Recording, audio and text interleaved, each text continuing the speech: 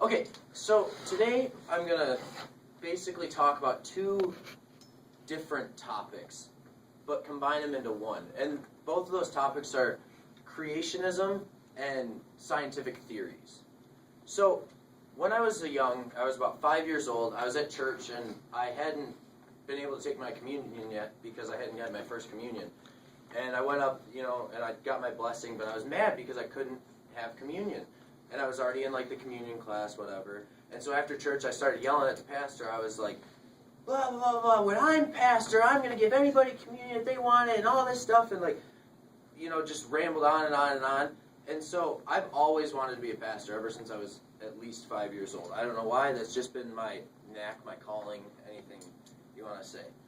Once I got into school, I got really intrigued by science because I love just figuring out how things work. Kind of like he was talking about in his speech earlier, I would tear things apart just to figure out how they worked. Like I had RC cars that I would just rip apart. Like it was bad. My closet became my workspace. It was a fun time. But so I went from loving how all of these things are created and figuring all that out. But on the other side, I had such a big faith and love God and all that stuff. So it was weird because I was sitting here kind of stuck between two different, worlds, because you got the right wing and the left wing of just science and creationism. It didn't make sense. I couldn't make a connection. So the other day I was talking to my pastor and I was kind of looking for some resources to improve this because he was doing his doctorate paper on a topic similar to this, and he had a couple books for me. And so one of the books he gave me was The Language of God, and I was reading through it, just kind of flipping through the pages. I was going through chapters that were pretty cool, and I got to the point where it talks about Genesis, Darwin, and Galileo, and it starts off by saying, if you've not recently read this biblical account, find a Bible right now and read Genesis 1:1. And I was like, wow, this book is telling me to go read a Bible. It's written by a medical doctor, and he's saying, go read the Bible, no matter what. So what I'm going to do is I'm going to read you guys a little story. And so just sit back, relax, and enjoy. And this isn't I'm preaching to you just so you know, it's just so you can see both sides. So, in the beginning, when God created the heavens and the earth was a formless void, and darkness covered the face of the deep. While a wind from God swept over the face of the waters, then God said, let there be light, and there was light. And God saw that there was light, and it was good. And God separated the light from the darkness. God called the light day, and the darkness he called night. And there was evening, and there was morning the first day. And God said, let there be a dome in the midst of the waters, and let it separate the waters from the waters.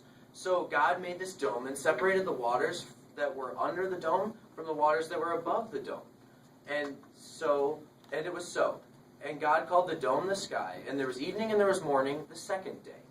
And God said, let the waters under the sky be gathered together into one place, and let dry land appear. And it was so. God called the dry land earth, and the waters that were gathered together he called the seas. And God saw that it was good. Then God said, let the earth put forth vegetation, plants yielding seed and fruits, and trees of every kind on the earth bear fruit with a seed in it. And it was so. The earth brought forth vegetation, plants yielding seeds of every kind, the trees of every kind bearing fruits and seed. I said the same thing twice. And God saw that it was good, and there was evening and there was morning the third day.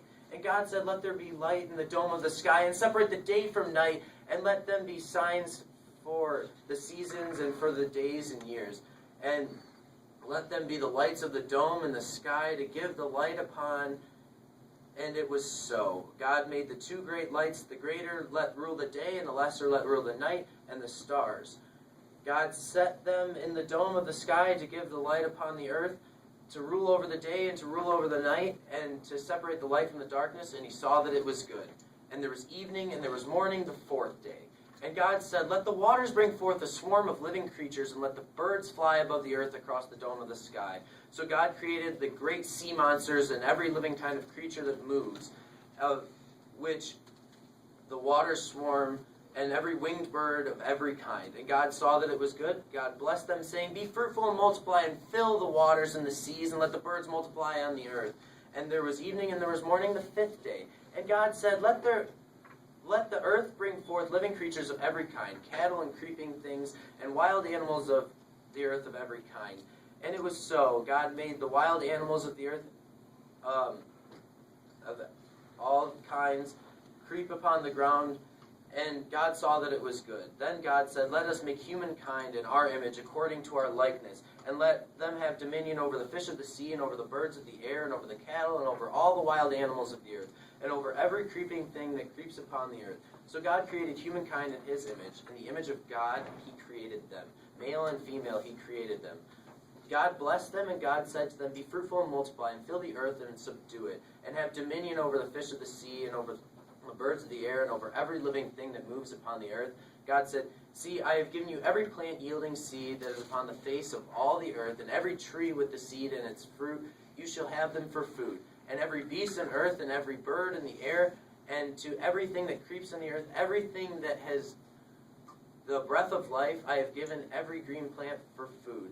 And it was so. God saw that everything he had made was indeed very good, and there was evening and there was morning the sixth day. Thus the heavens and the earth were finished, and all their multitude. And the seventh day God finished his work, and he had done, and he rested on the seventh day. Okay, so that's the story, the Genesis story that this doctor told us to read, so I read it for you. And so if you look at that, it talks about, all of these days that God created said things, like whether it was the sky, whether it was water, fish, humankind, everything. Well, in science, there's a lot of theories. The main ones are the theory of evolution and the Big Bang theory as to how the earth was created and how, humans came to be. So the theory of evolution basically talks about how, there was, microorganisms started everything, and then from that, everything spawned and got bigger and evolved to fit just their natural selection and stuff. It fit the earth. The Big Bang theory says that all of a sudden chemicals or molecules formed and exploded into the universe, and we have everything we have now, the earth and the rest of the universe. So, you see that, and there's this dissonance between creation and evolution. And it's just a weird thing to say, or to see. As I grew older and learned more about science, learned more about all that, I learned to see that there was really a lot more in common between them than I first thought. I found out that actually science had broken down all of how the earth formed into 6 different eons and eras. The Hadean eon, the Archean eon, the Proterozoic eon, the Paleozoic era, Mesozoic era, and Cenozoic era. The eras all describe what was formed, and they actually fit really close to what the creation story said. In the Hadean eon, which was the first one, Earth was formed, the atmosphere, waters, and tides caused the moon to face one side of the Earth, and that fits with the light and Earth formed and all that stuff in the Bible.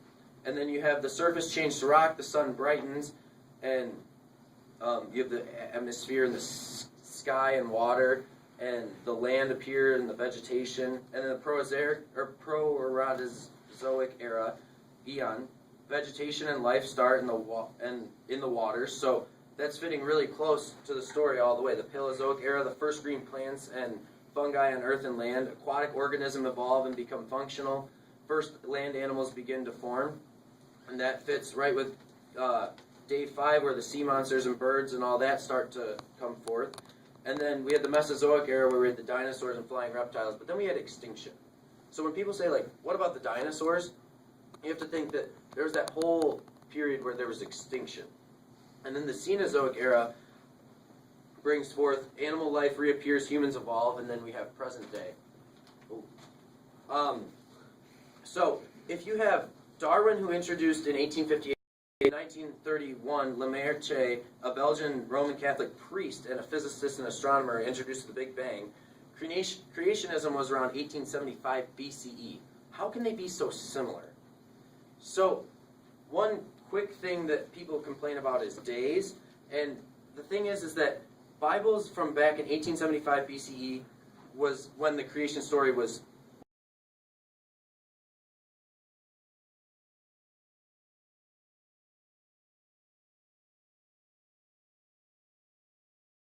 God says that there was or it was just a day that it was created.